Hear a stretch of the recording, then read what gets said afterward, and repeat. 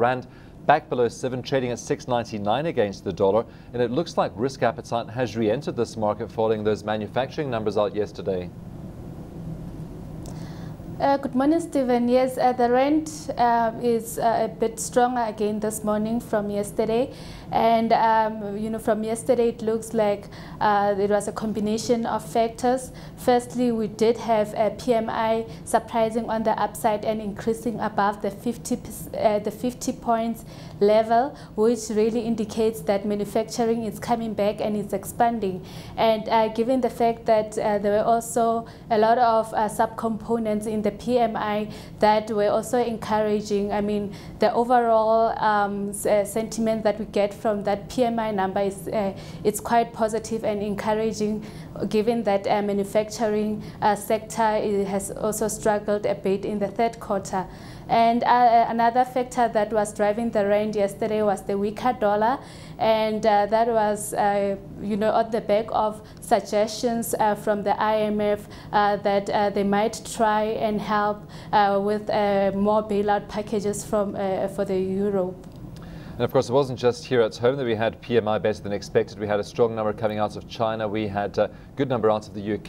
The United States ISM down slightly, but not down as much as expected. So globally, it looks like manufacturing is on the increase. No, definitely. And I think what's also encouraging for emerging markets is that the Chinese PMI also surprised on the upside. And for us here in South Africa, that's quite positive as well for the rand and for South Africa's growth, given that China is also one of the emerging markets. And, when we had such encouraging numbers from China, it means that even for us and for our exports, that's also quite positive. Doesn't this, though, heighten the risk of tighter monetary policy in China going forward? I know there is a meeting coming up pretty soon, and there is a fear that they could raise interest rates in that economy. Yes, in China there's still that risk, and it's just depend on the data and what comes out from the data. But at the moment, yeah, there is quite strong data coming out of China, and like I said, with the Chinese PMI also increasing quite strongly yesterday.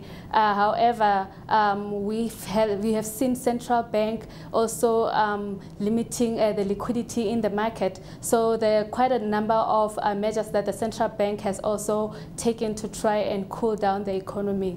But then with interest rates going up, that's also one of the things that the central bank may look towards doing in the near future.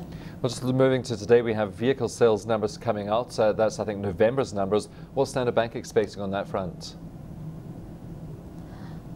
Stephen, the vehicle sales are expected to moderate quite a bit, given that the month of November and December are quite slow for vehicle sales as consumers consumers postpone their purchases into the next year. So we might see vehicle sales just moderating a bit from the 22.2% year-on-year growth that was reported in October. And of course, the ECB meeting today and the focus perhaps on bond repurchases. Do you think that's going to be likely? It is quite likely, Stephen, and that's despite the fact that the ECB governor, in the past few days, he did say that they will be discussing exit strategies in the ECB meeting. But then, given the fact that we're still having the economy still slowing down in the euro area, and we have inflation still low, and also debt concerns, this might just give the ECB scope to do more QE today.